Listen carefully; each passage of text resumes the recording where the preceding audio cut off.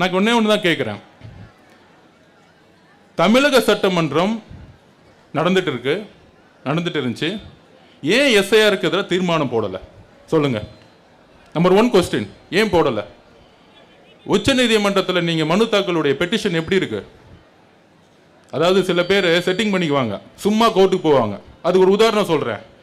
வவுஃபுக்கு எதிராக நம்ம தான் கேஸ் போட்டோம். நம்ம தலைவர் சொல்லி கேஸ் போட்டு அபிஷேக் மனு சிங் அவர்கள் வாதாடினாங்க. ஆனால் திமுக போட்ட கேஸில் அங்கே வாதாடவே இல்லை. அங்கே இருக்க வழக்கறிஞர்கள் கையை கட்டி சும்மா நின்றுட்டு இருப்பாங்க. ஆனால் வெளியே வந்துட்டு நாங்களும் கேஸ் போட்டோம் வடிவேல் படத்தை சொல்லுவாங்களே, அந்த மாதிரி நாங்களும் கேஸ் போட்டோம். அந்த மாதிரி வக்ஃபுக்கு மாதிரி எஸ்ஐஆருக்கு ஒரு கேஸை போட்டுட்டு நாங்கள் கேஸ் போட்டுட்டோம். அனைத்து கட்சி கூட்டத்தை கூப்பிடுறோம். அனைத்து கட்சி கூட்டத்தை தமிழக அரசு கூப்பிடணும். திமுக யாரு? ஒட்டுமொத்த தமிழ்நாட்டுடைய பிரதிநிதியா? திமுகங்கிறது ஒரு தனிப்பட்ட கட்சி. தமிழக அரசு ஏன் எஸ்ஐஆருக்கு எதிராக ஒரு அனைத்து கட்சி கூட்டத்தை கூப்பிடல? இதுதான் மறைமுக கூட்டணி. நீங்க தலைவர் எப்ப பார்த்தாலும் சொல்லிக்கிட்டே இருப்பார்.